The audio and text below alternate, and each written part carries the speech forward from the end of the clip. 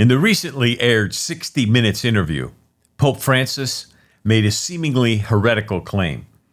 When asked what gives him hope, instead of taking the opportunity to share the glorious hope of the gospel, he stated he has hope in the fact that, quote, people are fundamentally good. Jesus, however, has a different opinion. He says no one is good, no, not one. So who's wrong, the Pope or Jesus?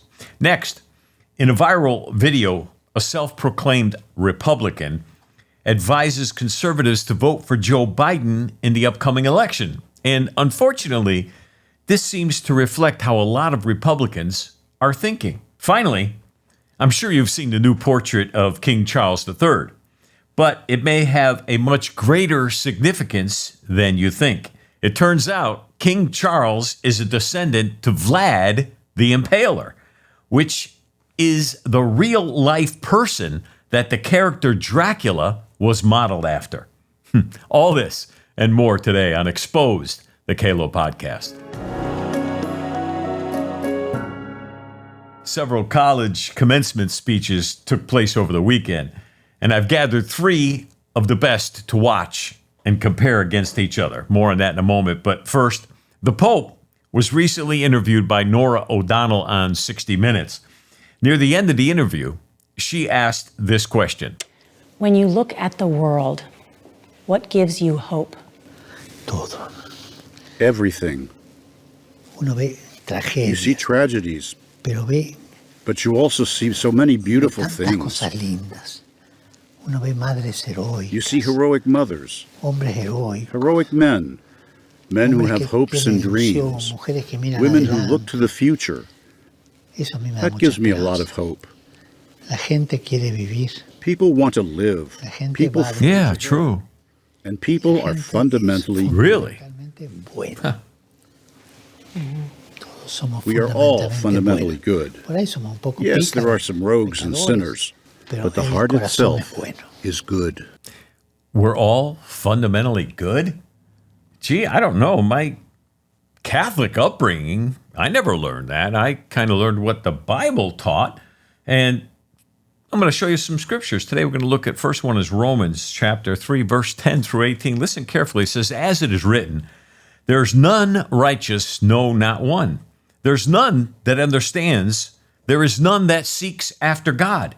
They're all gone out of the way, and together have become unprofitable. There's none that does good, no, not one. Their throat is an open sepulchre. With their tongues they've used deceit. The poison of asps is under their lips, whose mouth is full of cursing and bitterness. Their feet are swift to shed blood. Destruction and misery are in their ways, and the way of peace they have not known. There's no fear of God before their eyes. Wow, that's a lot different than, oh, everybody's good. Let's look at one more quick scripture. This is Jeremiah chapter 17, verse 9. It says, the heart is deceitful above all things, and desperately wicked. Who can know it? Wow, that's a far cry from what this Pope just told the entire world. The problem with Catholicism is not the people. The problem is the hierarchy. The reason why I left the Catholic Church at age somewhere around 29 years old was because I found that it's greedy, covert in its actions, as well as very secretive. And the institution itself has committed atrocities over the generations, over the centuries. And even today, Catholicism is a major political power. And the Vatican has a stronghold on politics, especially in Europe. And the Pope has great power politically throughout the entire European Union. But although all this seems interesting to me as a former Catholic, I always want to know why. Why would the Pope come on and say such things that he has hope because basically people are good when that's absolutely contrary to Scripture and contrary to what Jesus has spoken? So I don't know. But I do know one thing. The Catholic Church is on a downward incline. Many people have left Catholicism, and a lot of it is because they're trying to adapt instead of sticking to the tried and true principles of conservatism. So the constituents of Catholicism have a desire to turn America back towards God. That's right. That's what they really should be doing, is try to turn people to God, not to the world. But I found a good example of one Catholic who is really working hard to speak about the truth of what Scripture has to say. And his name is Harrison Butker. 28 years, the 28-year-old place kicker for the Kansas City Chiefs. Excellent commencement address at the Benedictine College in Atchison, Kansas. He said this speech on May 11th, 2024. I want us to look at a couple of cuts here, and then we'll talk about it, because these really play into where we are culturally today. So here it is, first one. Our own nation is led by a man who publicly and proudly proclaims his Catholic faith, but at the same time is delusional enough to make the sign of the cross during a pro-abortion rally. He has been so vocal in his support for the murder of innocent babies that I'm sure to many people, it appears that you can be both Catholic and pro-choice. He is not alone. From the man behind the COVID lockdowns to the people pushing dangerous gender ideologies onto the youth of America, they all have a glaring thing in common. They are Catholic. This is an important reminder that being Catholic alone doesn't cut it. This is an important reminder that being Catholic alone doesn't cut it. One of the reasons I left the Catholic Church is because it was basically steeped in all of this tradition, namely that, once you're Catholic, you're all set. You don't have to worry about anything, especially if you wear the scapula around your neck. And, maybe if you're about to die, the Pope comes, or the priest or the bishop or the cardinal or somebody comes around with a couple of candles. They hold them up to your neck and they do extreme unction, last rites, and boom, soup, you go right to heaven. All of that leads people to think that they can just live their life any way that they want and that you're okay with God and, you're going to go right to heaven. But that's not what the teachings of the Bible talk about. So why did this guy, who did a tremendous commencement speech, this was fantastic, and he's proud to be Catholic, and God bless him, because we need more conservative men like this who stand up for what real Catholicism started off as, and that is being honest and truthful. He said something in there that was pretty interesting. He said, we have our president of our nation right now who's delusional enough to make the sign of the cross during a pro-abortion rally. And that's amazingly, it kind of flies right in the face of being Catholic. You're proclaiming, standing for the murder of a child, and then you do the sign of the cross? Oh my God. What are you basically saying here? Now the devil can do the sign of the cross. Anybody can do this. It's pretty much meaningless. Another thing about Catholicism I didn't like is all of these ridiculous traditions, like somehow or another doing this multiple times is going to bless you or going to do anything. It has nothing to do with anything whatsoever. But his statement was true. It says many people think that being Catholic means that you could just live your life any way that you choose and you're going to be okay with God because you're Catholic. And that's the problem. We have a whole generation of people who think, well, listen, hey, my father was Catholic, my mother was Catholic, my grandmother was Catholic, my great-great-great-grandmother was Catholic, everybody was Catholic, so that means, I guess I'm okay because I'm a Catholic. It means nothing. It means absolutely nothing at all, because Jesus is looking for people to have a personal relationship with. Let's look at this next cut. Here it is. These are the sorts of things we are told in polite society to not bring up. The difficult and unpleasant things. But if we are going to be men and women for this time in history, we need to stop pretending that the Church of Nice is a winning proposition. Yeah. We must always speak and act in charity, but never mistake charity for cowardice. Yeah, the Church of Nice. Yeah. See, that's what the world wants us to be. That's what culture wants. They want the church to be nice. They want us to say things that are, nice, but not necessarily truthful. You know what I mean? They want us to say things like, oh, you're going to go to heaven. Everything is great. And by the way, have you ever gone to a funeral, a wake? You ever been to any one of those things where the priest got up and basically said, well, I don't know where he is today? You know? No. Why? Because they lie. They lie. Nobody's going to tell you the truth because you want to believe that your loved one is in heaven too. Everybody wants to believe that their loved ones are in heaven too. I'm sure Hitler and his family wanted to believe that Hitler was in heaven too. It doesn't matter who it is. So, see, we don't like the truth because the truth sometimes can be just too much for us to take. We don't like the truth because for fear of speaking the truth might cause us to have to second guess the way we're living our life. And I believe that's the call of the church, whether it's Catholic, Episcopal, Presbyterian, non-denominational, doesn't matter what you are. The call of the church is to speak the truth in righteousness and be bold about it, and then let the cards fall where they fall. Here's the next clip. Let's look at this one together. The world around us says that we should keep our beliefs to ourselves whenever they go against the tyranny of diversity, equity, and inclusion. We fear speaking truth because now, unfortunately, truth is in the minority. Congress just passed a bill where stating something as basic as the biblical teaching of who killed Jesus could land you in jail. Isn't that amazing? We live in the greatest country in the world, and right now we've got some of our men and women in Congress passing bills that could actually bring a Christian to jail for speaking the truth about who killed Jesus. See, we can't say that the Romans killed Jesus or the Jews killed Jesus. Actually, the Jews really didn't kill Jesus. Actually, we killed Jesus. The Romans didn't kill Jesus. We killed Jesus. Why? Our sin brought Jesus from heaven to earth to die for our sin. That's really what happened. See, but yet today's culture is looking for ways to persecute Christians. Let's go on to the next clip here. This guy's great. For the ladies present Ooh, here today, comes. Congratulations on an amazing accomplishment. You should be proud of all that you have achieved to this point in your young lives. I want to speak directly to you briefly because I think it is you, the women, who have had the most diabolical lies told to you. Yeah. How many of you are sitting here now about to cross this stage and are thinking about all the promotions and titles you are going to get in your career? Some of you may go on to lead successful careers in the world, but I would venture to guess that the majority of you are most excited about your marriage and the children you will bring into this world.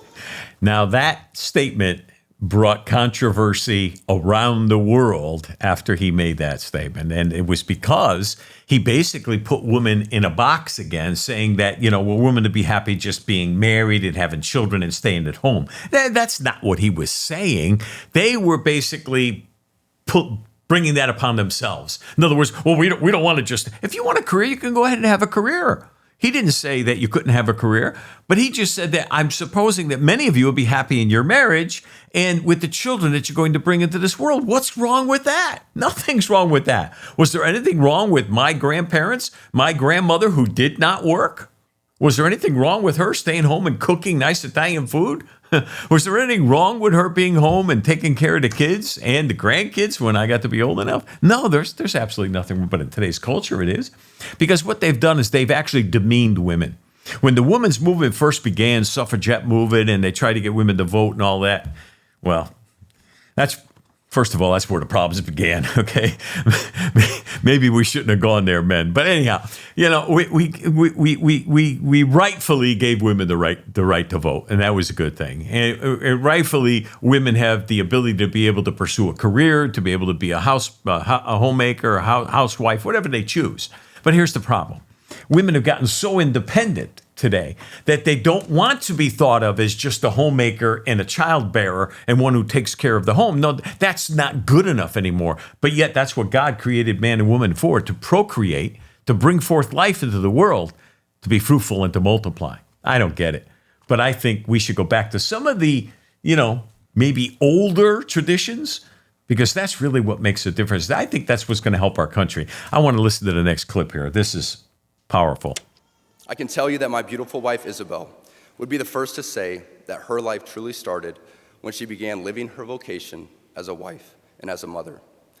I'm on this stage today and able to be the man I am because I have a wife who leans into her vocation.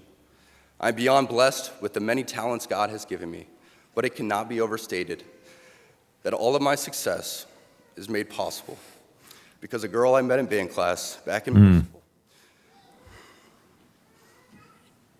would convert to the faith, Good man. become my wife, and embrace one of the most important titles of all, homemaker. That was heartfelt. You could tell. Powerful. And the people loved it.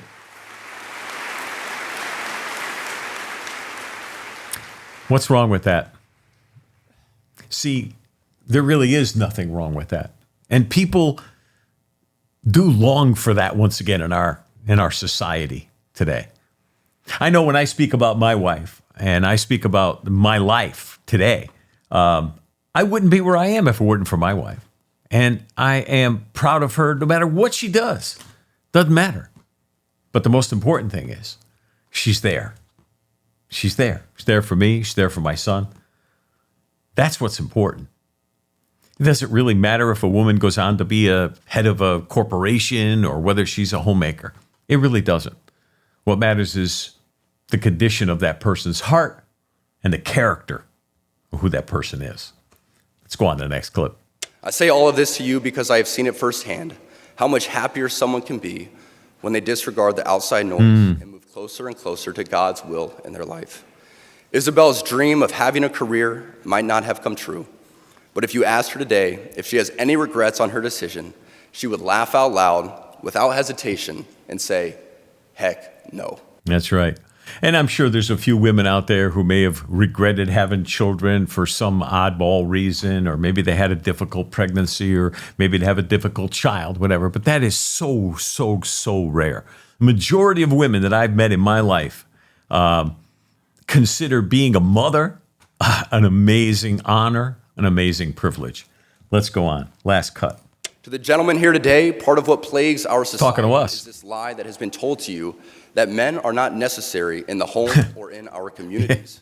As men, we set the tone of the culture, and when that is absent, disorder, dysfunction, and chaos set in. This absence of men in the home is what plays a large role in the violence we see all around the nation. Other countries do not have nearly the same absentee father rates as we find here in the U.S., and a correlation could be made in their drastically lower violence rates as well. Be unapologetic in your masculinity, fighting against the cultural emasculation of men. Do hard things. Never settle for what is easy. Do hard things. Never settle for what is easy. What's the problem in our culture today? He hit the nail directly on the head. It's about men. The problem in the homes today is the men aren't there.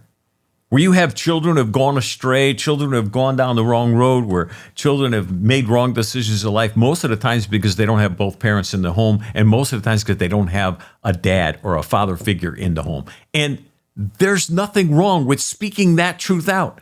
And I'm glad that he did. The absence of men in the home, he said, is what plays a large role in the violence we see all around this nation. You know, people pick on blacks or Hispanics or, you know, poor whites or whatever, and they, they want to say that the reason why they're like they are is because, you know, well, they're just bad seed.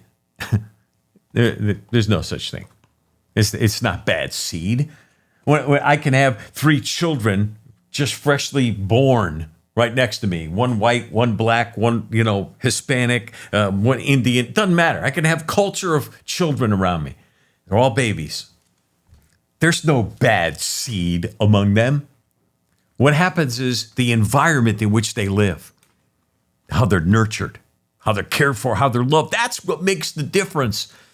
And when a child grows up and doesn't have a father figure, doesn't have someone who's a disciplinarian, doesn't have someone to tell him from right from wrong. And listen, the mother may be great at what she does, but without the father figure, a family is meant to have a father and a mother, not 2 mommies, not 2 daddies, a father and a mother. And the reason for that is it's balance. It brings balance to the person, brings balance to our culture, and eventually brings balance to our world around us. Unbelievable. We need to learn how to stand against what's wrong and against the decency of America. And yet, Why do people try to find all what's wrong in America instead of standing up for what's right? There's so much right going on in America today. But we have people who are always looking to tear down what we do have. We have 240 some odd years of history behind the United States of America. Yes, we've made some wrong decisions. Yes, the country has gone down the wrong path a few times. Yes, we've had some people that can be an embarrassment. But let's face it, look at us as a nation and what we've accomplished around the world, not just for ourselves, but for other nations, how we've stopped tyranny, how we have stopped oppression. We've done a lot of things as a nation, and we should be proud of it. And we should stand against all the things that are wrong. And today, I want to tell you, we still have people, even in our government, those who are retired from government, even still in government, who are constantly looking to tear down what America does. Nancy Pelosi is one who finds it easy to tear things down. She made her multiplied millions of dollars, and now she's looking to dismantle the greatness of America. Pelosi spoke at Oxford Union late in April, arguing that those of us who love God have a distorted perception of reality. Let's watch this first cut. What do the Republicans say? Fake news. So they're diminishing that in the eyes of these poor souls who are looking for some answers. We've given them to them, but they're blocked by some of their views on guns.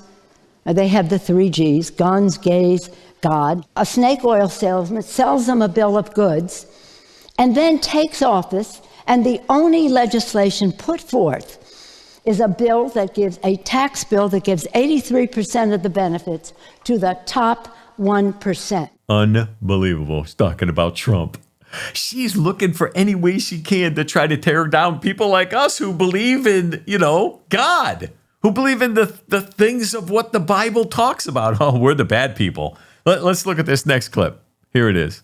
Populism has become a word used synonymously with racist. We've heard ethno-nationalist, with bigot, with hillbilly, redneck, with deplorables.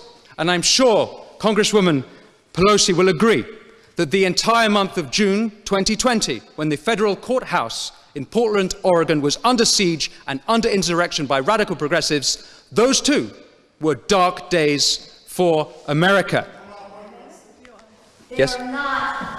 There is no equivalence there. There's no equivalence there. You see, the people could be rioters and murderers. People were murdered in the dark days of 2020 when the left-wing radicals took over different towns and cities and wanted to basically eliminate police officers. And the movement began to defund the police. There were murders that took place. Businesses were closed up by the hundreds. People lost their livelihoods. Many people were injured and hurt. Unbelievable. But she said, oh no, nothing compares to January 6th. Nothing compares to what Trump did, those radical insurrectionists. It's all falling apart around them because the truth is coming out. All the videos that she hid and the videos that they edited and put out into public to try to show that there was something like an insurrection happening when nothing like it at all was happening. Let's look at this last clip. You may be thinking now that Trump is a populist. You are right. He didn't accept the 2020 elections, and he should have. So should Hillary in 2016, so should Brussels, and so should Westminster in 2016, and so too should Congresswoman Pelosi, instead of saying the 2016 election was, quote, hijacked. Was what? Quote, hijacked. It was. That doesn't mean that we don't accept the results of it. We don't accept the results of it. What's the difference? You see, they could say it, but we can't say it. The left can say because they have media coverage. They can say whatever they want, but the right, no. So our views on guns, gays, and God distorts our perception. Listen, speaking of lies, Prime Minister Netanyahu is under attack right now from the International Criminal Court. Ooh, the ICC. First of all, these people, they're nobody. Literally nobody. It's like the UN. They're a bunch of big blowhards that get together and have a meeting and, They decide that what they want to happen in the world, of course, nothing ever happens. The UN never does anything. The ICC does nothing. They're just a bunch of nobodies, but they get a lot of media attention. So their top prosecutor, Karim Khan, Muslim. Oh, gee, he hates an Israeli. Well, there's some news. This is nothing more than another political attack in order to create chaos in hopes of disrupting Israel's decision to go in and wipe out the rest of Hamas. That's really all this is about. And we know here in America what's actually happening. We know Biden is reluctantly trying to support Israel on one hand and then kind of backing off on the other hand. We know that. But the Muslim world is in an uproar right now and willing to do just about anything to save their brother extremists who are hanging on by a thread because they know what's going to happen. Death is coming to Gaza. I mean, I don't want to make it sound like I love death. I don't want to make it sound like that I'm applauding death. Absolutely not. War. No, I don't applaud war. I think war is atrocious. I think it's a horrible thing. It's horrible that we should have to resort to such tactics. But yet, evil needs to be conquered. Period. There is no other choice. Just as Trump is facing all these phony, trumped-up charges, these charges against Netanyahu are nothing more than the same kind of hype. And it seems that the Muslim extremists have a lot more in common with our Democrat Party than we may have realized. Speaking of phony charges, you know, the people of Georgia, and especially Fulton County, they are awakening to the lies of the Democrat Party. People are beginning to make a loud noise about what's happening in Fulton County. Let's look at this video. My name is Joel Watley. My last name is W-H-A-T-L-E-Y. I'm the father of Casey Watley, who's been incarcerated in Fulton County Jail for 5 years now. And as we're starting to see, there's a pattern of corruption within the district attorney's office. My son, like I say, has been incarcerated 5 years. The attorney he had was a current, a prior district attorney who had worked with Fannie Willis previously. They came back and stated that they found evidence in my son's case after there was no evidence. They came back and said they found evidence and they had found fingerprints. Well, it came to find out in court that that was a lie. They said a second testing had been done and my son's fingerprints were found on the scene, and that was a lie. The attorney, Darrell Korn, tried to get my son to take a 20-year plea deal by falsifying evidence. And as you can see, corruption is just running rampant within Fulton County Jail. It's time for something to be done, man. We got to do something. Y'all allowing these kids to be locked up, knowing that lady is corrupt. She spent the money that was meant to help the kids, and then she RICO'd them. She RICO'd all the young people after she spent the money that was meant to help them, to create a safe environment for them not to have to be out here in these gangs. Now let's ask her what she did with that money. It's time to do something to clean up Fulton County. We're not talking about tomorrow. We need to start today. You got over 800 people in that jail who shouldn't be there, haven't been indicted. They won't take them to trial. How is that justice? And you know what the crazy thing is? Fulton County sit back and watch it. Just like what happened to the January 6 people, they're held without trial for all this time, years. People are held without trial. Fulton County, over 600, or what did they say, 800 people held without trial, without a date, infinitely, just being held.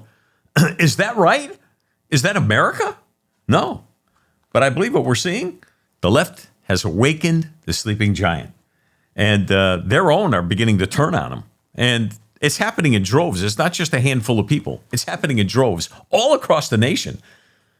Donald Trump is going to be doing a rally in Brooklyn. And I'll tell you, man, I'm excited. I wish I could go and be there myself because I got a feeling, he may come close, if not win and wipe down New York completely. Anything is possible. But it's kind of sad that we have a president who's pretty much asleep at the wheel. That's what it's like. And speaking of him, our president, Sleepy Joe, he did a commencement at the Morehouse College, and this was supposed to be a very powerful time for him to win back people there in Georgia, and to try to establish a new strong foundation of young adults. Let's look at this first clip. Well, let's be clear. What happens to you and your family when old ghosts in new garments seize power? Old ghosts Extremists come for the freedom in new garments. thought belong to you and everyone. Today in Georgia, they won't allow water to be available to you while you wait in line to vote in an election. What in the hell's that all about? I'm serious. Think about it. And then the constant attacks on black election workers who count your vote. Insurrectionists. Insurrectionists. Storm the Capitol with Confederate flags are called patriots by some. Not in my house. Not in your house. Black police officers. I'll corn pop you. Black veterans protecting the Capitol were called another word, as you'll recall. They also say out loud, these other groups, immigrants poison the blood of our country. They do. Like the Grand Wizard and fascists said in the past. Oh, your buddy? But you know and I know, we all bleed the same color. In America, we're all created equal. We're all created equal. Extremists close the doors of opportunity. Yeah. Strike down affirmative action. Attack the values of diversity, equality, and inclusion. They got to sneak that diversity, equality, and inclusion in just about everything. That's really what they're all about. What they really want is just people who are really not qualified to be in position just because we need the color, just because we need a little different culture. We need a better picture. So let's just bring them in. It doesn't matter if they're qualified. Hey, don't worry about a thing. You want to fly an airplane? No problem. What color are you? Oh, awesome. What's your ethnicity? We need one of you. Training? Don't worry about a thing. Don't worry. Here's the keys. Good luck. See you later. Let's watch this next video. This guy makes me sick. Extremist forces aligned against the meaning and message of Morehouse. Wow. And they peddle a fiction, a caricature, what being a man is about. Tough talk, abusing power, bigotry. Their idea of being a man is toxic. I ran them all the time when I was younger. Oh, I'm sure you did. Yeah. Took him behind a building, beat him up. Yeah. Toxic. Their idea of being a man is toxic. Your idea of being a man is what's toxic. Being a man to you is somebody dressed in drag. What is that? Being a man? You have no idea what it's like to be a man, Mr. Biden. I'm sorry. But being a man has nothing to do with any of those things. Being a man is someone who's willing to stand up to responsibility. Here he is speaking at Morehouse College right in Georgia. And guess what? They have one of the highest rates of single-family unwed mother homes. Guys go there, knock up their girlfriend, get them pregnant, have a baby, and then leave. And that's it. And the women are stupid enough. Sorry, I don't care. Black, white, Indian, I don't care what you're done. It's not about color here. This is just very simple. The women want to have a baby so that they can get money from the state so they can stay home to take care of the baby. You understand? That's what it's all about.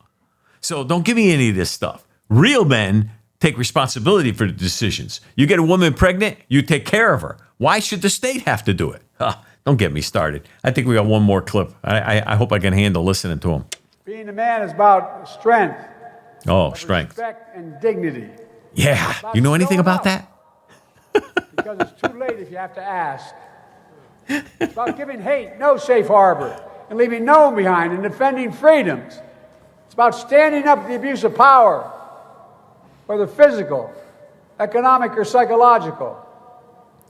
It's about See the guy on the right-hand side of Biden? And we're going to freeze this for just a moment. But you see the guy on the right-hand side of Biden? I've been trying to find out who he is.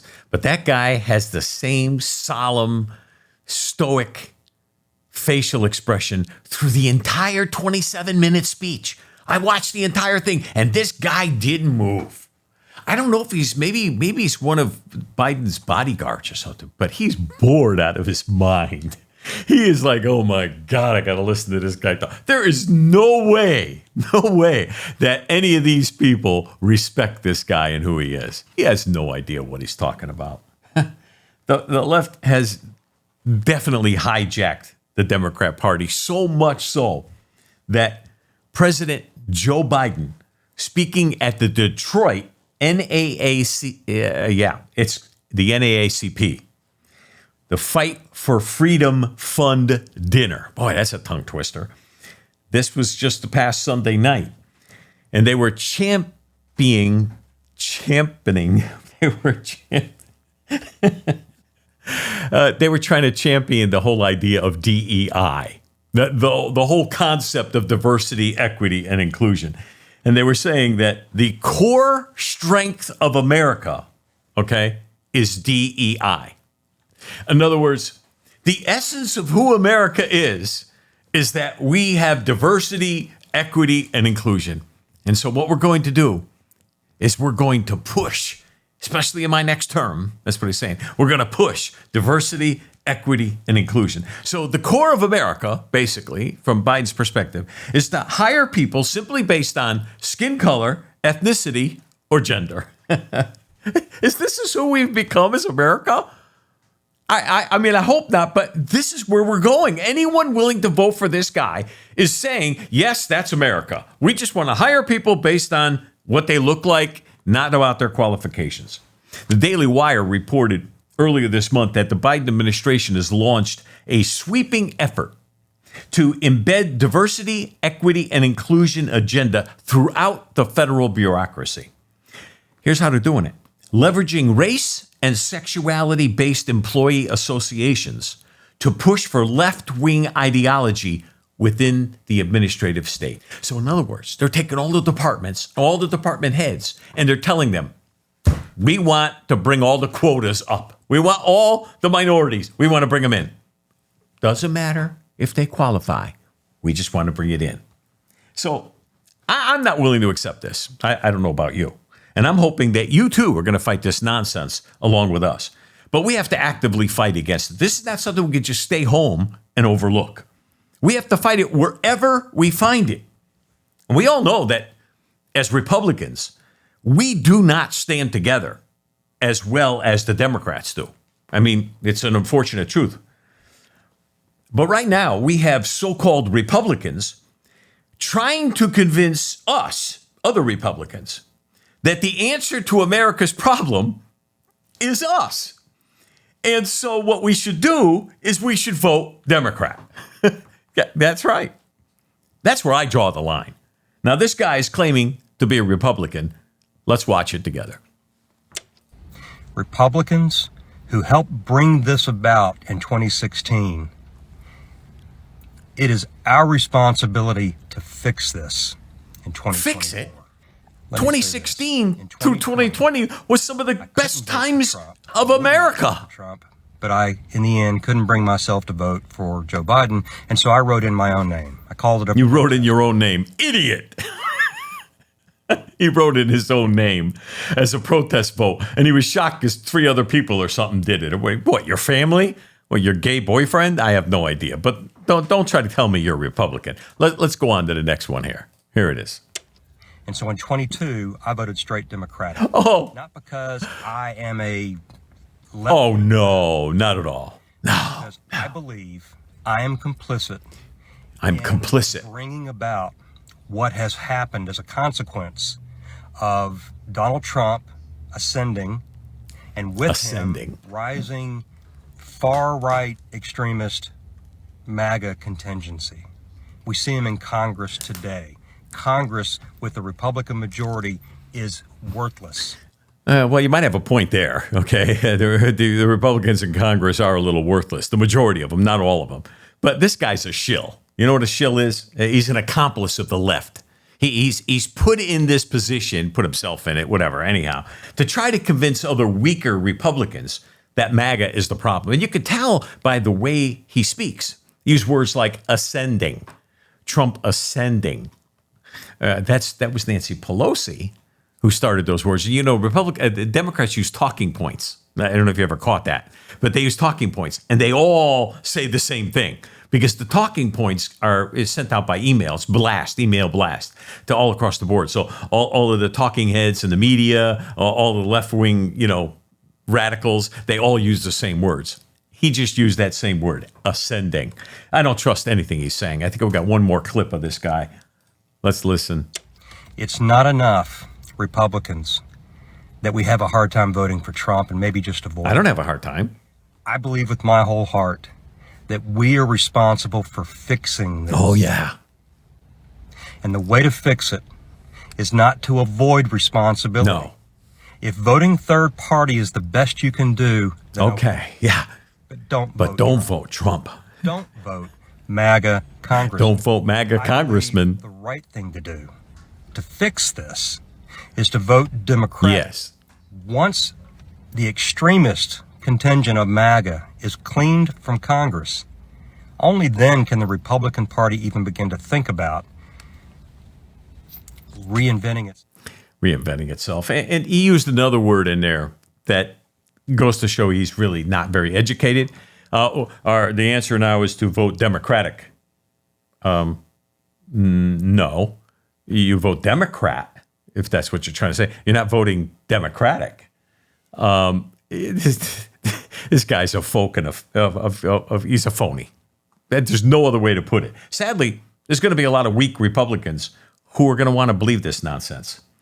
But let's face it, deception is nothing new on the left. That's what they do. It's a part of their belief system. It's a part of who they are. And the left is called the left because it's a reference to evil. I don't know if you know that. There's a spiritual component to left and right hand. The difference between the two is that the desired outcome of the right is to be alongside God and to serve God, while the left, their whole concept is self-deification. In other words, bow to themselves and to no one else. Ecclesiastes 10, you're looking at it there. The heart of the wise inclines to the right, but the heart of the fool to the left. There it is. Even he walks along the road, the fool lacks sense and shows everyone how stupid he is. That, my friend, was this gentleman. I didn't bother getting his name because it really doesn't matter. He's a nobody. Doesn't mean anything. Matthew 25:33 says, he will put the sheep on his right and the goats on his left. I don't know how it goes. Is that a goat? I don't know. I'm a little confused. But the Bible mentions the right hand 100 times, positively, while the left hand is mentioned 25 times negatively. The right hand is seen as a symbol of strength and honor, while the left hand is seen as a hand of judgment. Speaking of evil, what say you about the newly revealed portrait of King Charles? We're going to get to that in just a moment. But first, did you know these amazing facts? Vlad the Impaler, you ever hear of him? The royal family, has links to several countries across Europe, including